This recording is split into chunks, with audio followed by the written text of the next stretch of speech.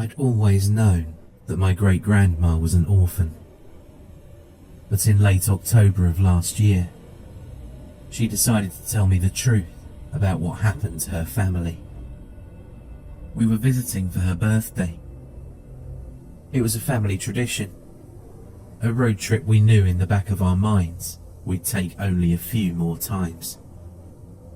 She was turning 98, so that was just the cold, hard truth of the matter. In my childhood, the journey to central Scotland had been a fun and light-hearted affair.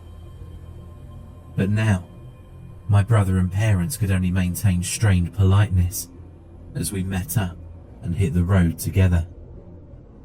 Each of us knew that this trip might be our last. For several hours, we drove through vast open farm fields that stretched from horizon to horizon.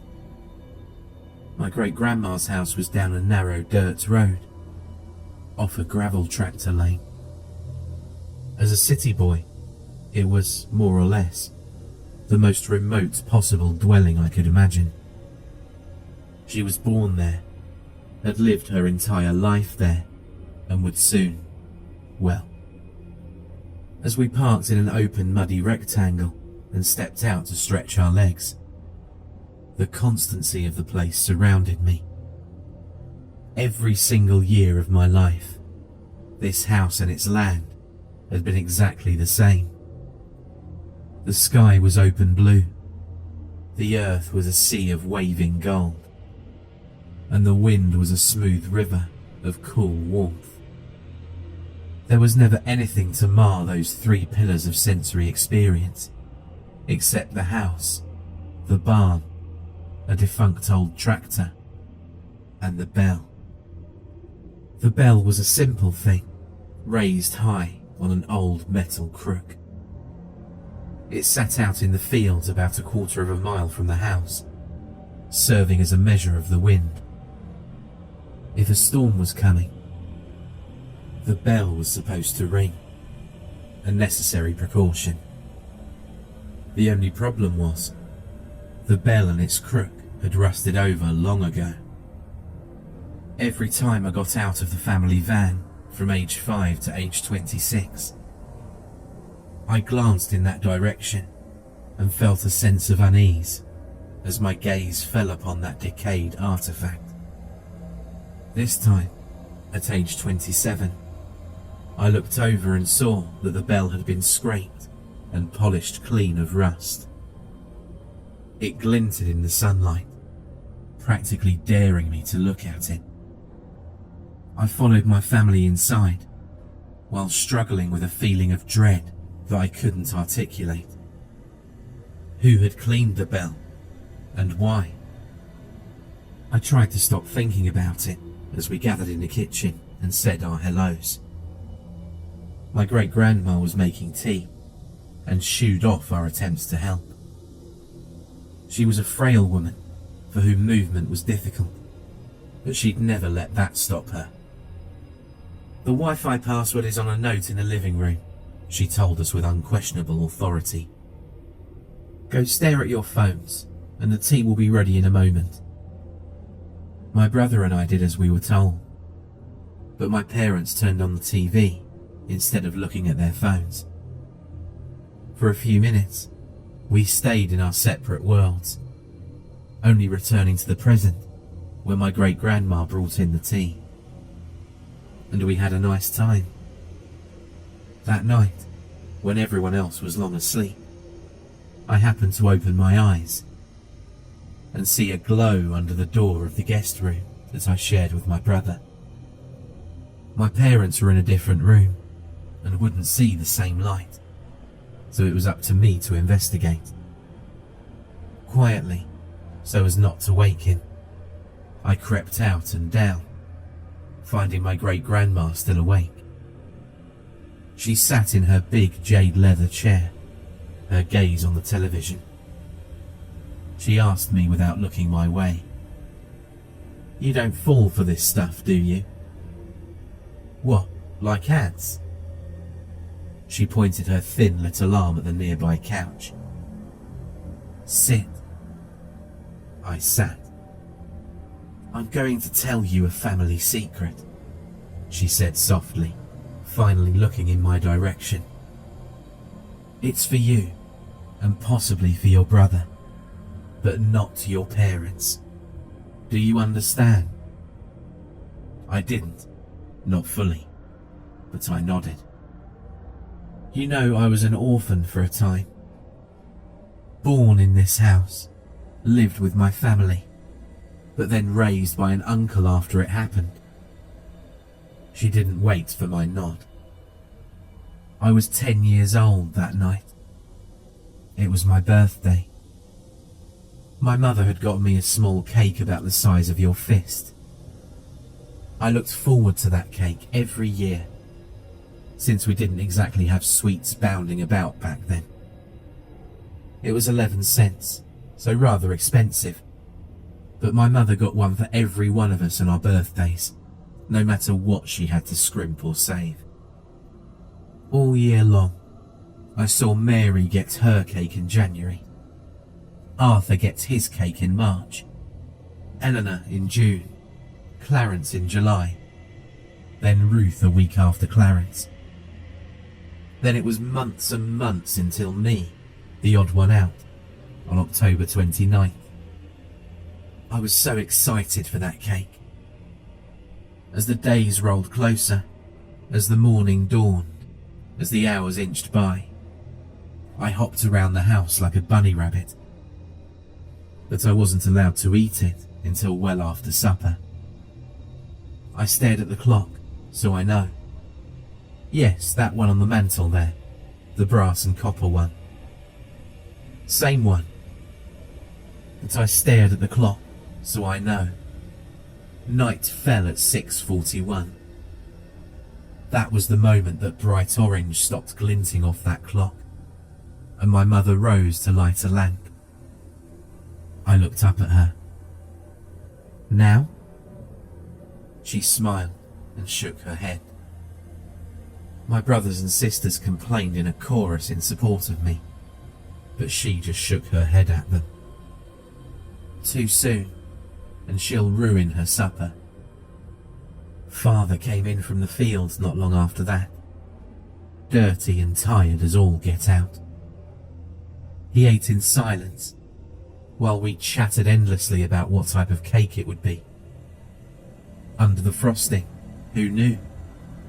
It might be raspberry, vanilla, or even chocolate. We grew silent as Father neared the cleaning of his plate, an event which would mark the end of supper. 4 pieces of meat and bread remained, then 3, then 2. Any moment now. He stopped at the last piece, holding it unmoving above the remaining dollop of gravy. We turned our heads. It was the bell. The bell was ringing out in the fields. Father grunted, then put the last piece of his food back on his plate before rising. He opened the front door. We braced ourselves for the wind, but none came. He spat on his finger and held it up to the night air, then shook his head. He moved back into our lamplight and sat. Arthur asked, "Is it going to storm?" My mother shook her head, smiled at us, and told us not to worry. No wind meant no storm. But that bell kept ringing. My father dipped his last piece of food in the gravy and prepared to eat it, despite the constantly ringing bell, but then sighed and put it back down. He motioned to Clarence. Clarence was the oldest, so he understood. He was nearly a man himself, and tying the bell would be no problem. He grabbed a candle, protected the flame with his hand, and headed out the open front door. My brothers and sisters and I piled up to the window, opening it. We found nothing but absolutely still, chilly air. We watched his little spot of light move out around the house and into the fields in the direction of the bell. The clanging metallic sound stopped, finally, and the candle's little flame hovered next to it for a solid minute. "Why is he taking so long to tie it?" Ruth asked. Eleanor suggested. "Maybe he's having trouble making a knot. Knots are tough." We watched for another minute or two before, and I know how this sounds. The little flame in the distance began to rise. Slowly, smoothly, straight up. We followed it with our eyes, exclaiming the entire time, as it moved out of sight beyond the roof overhang. The bell began ringing again. "His knots must have come loose," Arthur said. Our parents came to look at our insistence, but there was nothing to see by then. Father motioned to Arthur. Happy to help out, Arthur grabbed a full lamp rather than a candle. He hurried out the front door, around the house and into the fields, while we watched from the window. The lamp was easier to see, and we were absolutely certain he reached the crook. As the lamplight hovered there, the bell stopped ringing. At that point, we had no reason to think anything was amiss. Maybe the wind had just blown a wisp of burning candle string up into the sky, and Clarence had gotten lost in the dark. He'd see the lamplight, find Arthur, and they would both come back. The rising little flame we'd seen had just been a fluke. Only problem was, staring out into the autumn night, we still felt no wind at all. We stared at that unmoving light for a strangely long period of time. What was he doing out there? Was he calling for his brother? Why couldn't we hear him, if so? Our parents looked away for a moment, and in that instant, the lamp went out. We children bleated, but by the time they glanced back, there was nothing to see. There was only darkness. The bell began ringing again. My father began grumbling, but there were no more sons to send outside. He narrowed his eyes with thought, then handed Ruth, the oldest girl among us, our main lamp. Our mother laughed. "Ruth, be a dear and go find your silly brothers." Ruth was a little hesitant, but she accepted the lamp. Leaving us in darkness without it, she headed out around the house and into the fields. This lamp was brighter, and we could actually see her carrying hand and her white pajamas in a small lit halo. On the way there, she regularly called out, "Clarence, Arthur, you two lost?" About halfway to where the other two lights had stopped, her calls went instantly silent mid-sentence. "Clarence, Arthur." It wasn't that she'd given up yelling. The sound reaching us had simply stopped completely. We could still see her carrying the lamp, still see her hand and pajamas, still see her turning this way and that. She even raised the house lamp near her face, and we saw her shouting into the darkness. We just didn't hear anything. Nothing except that constantly clanging bell, growing faster in pace and louder in urgency. Mary, Eleanor and I looked up at our parents with fearful gazes. My father shook his head, speaking for the first time that night. "So there's wind out there after all. The air is like a river inside an ocean. It's moving fast out there, carrying her voice away.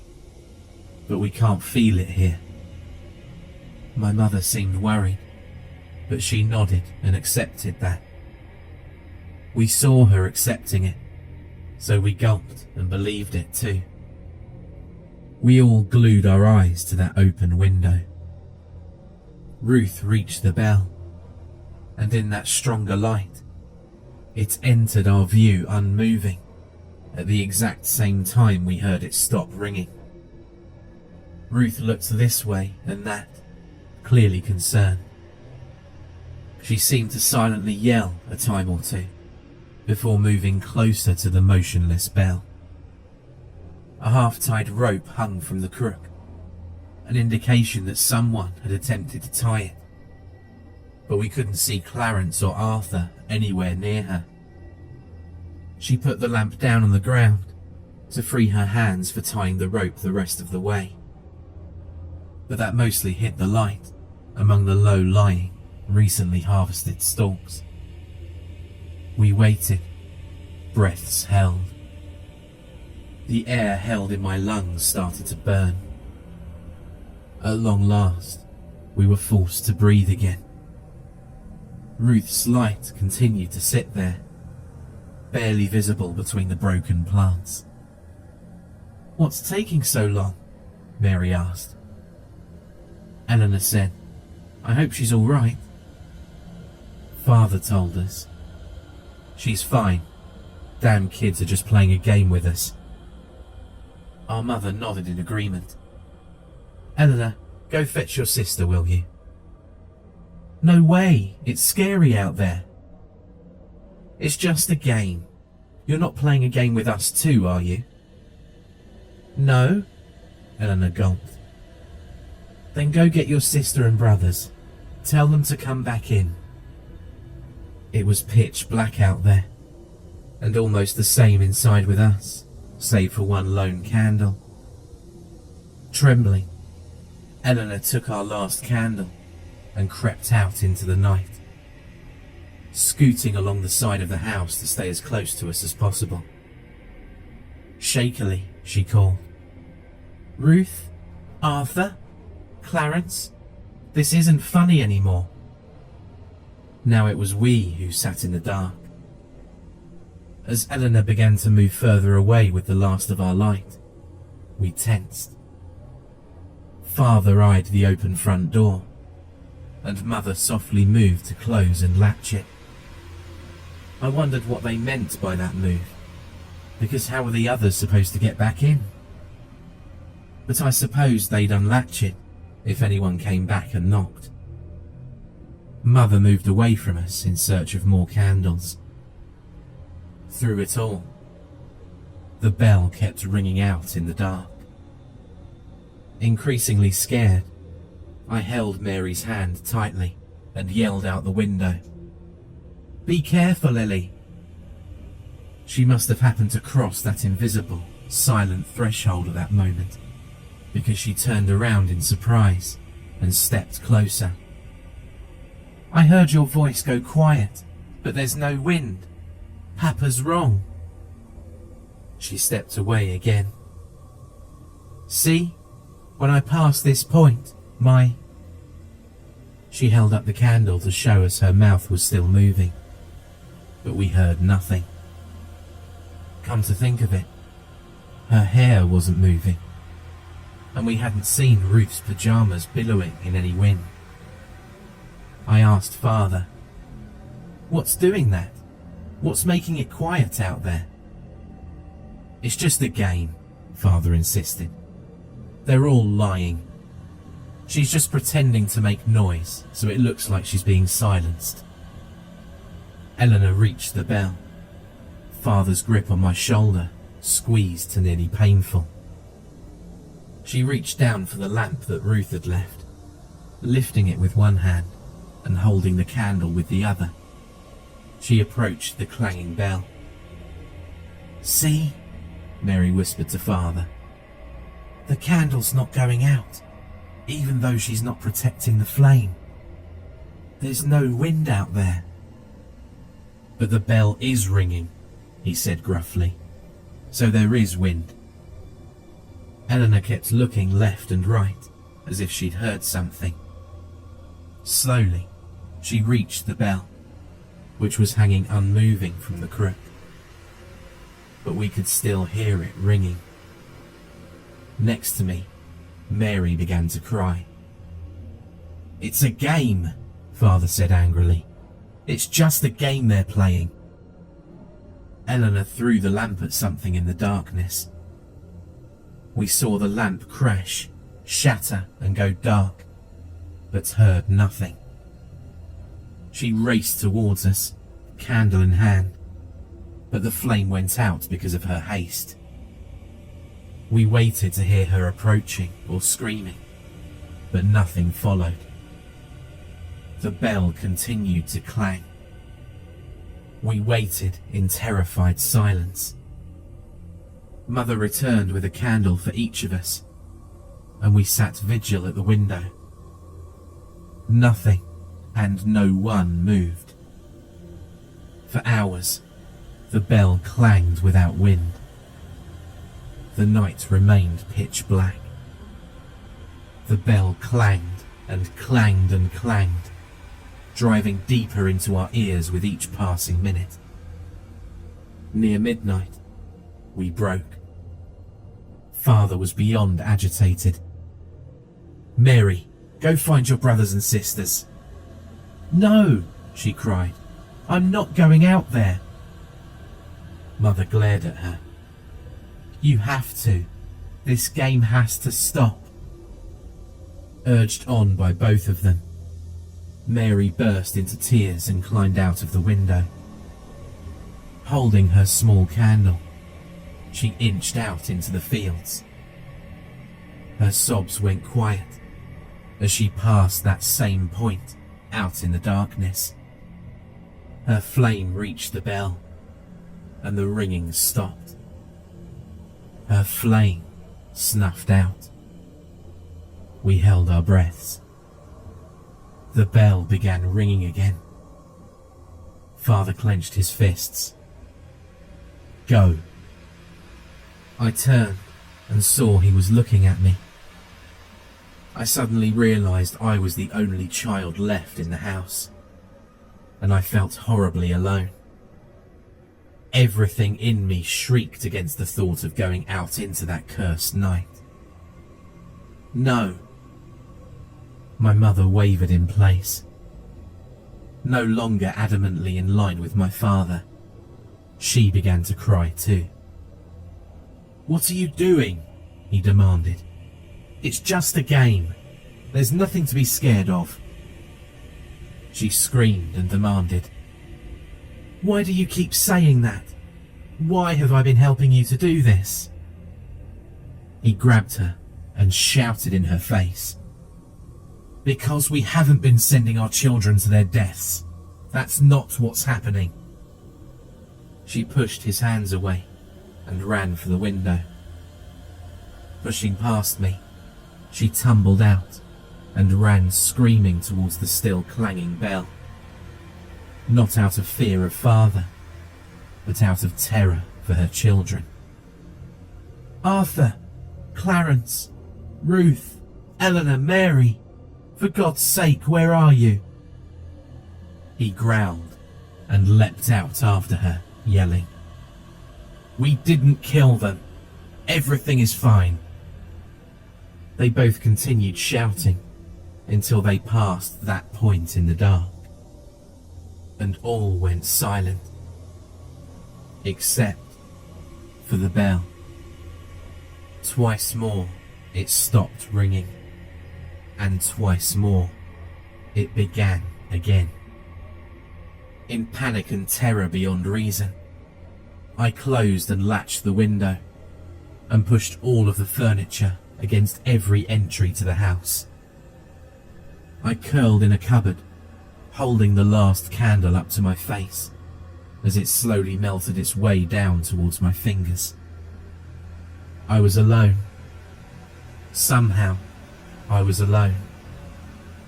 We'd all seen the danger and stared right at it as it happened. But one by one, they'd all gone out there anyway. I'd been surrounded by a full band of siblings my entire life, and now I was completely and utterly alone in a house in the middle of nowhere. By the length of my candle, it was 3 a.m. when the knock came at the door. I trembled, but did not make a sound. The knock sounded again 40 heartbeats later. It was louder this time. I shook, holding my candle tight. The third knock was more like a tremendous crash or kick, and I heard the door explode inward. 60 heartbeats of silence passed, and then the floorboards creaked. Something in me told me to put out my candle, for fear of it being seen through the cracks in the cupboard. But I didn't dare. Not darkness. I couldn't handle darkness. I would scream if I did, so I kept it lit. Slow, quiet steps moved through the house.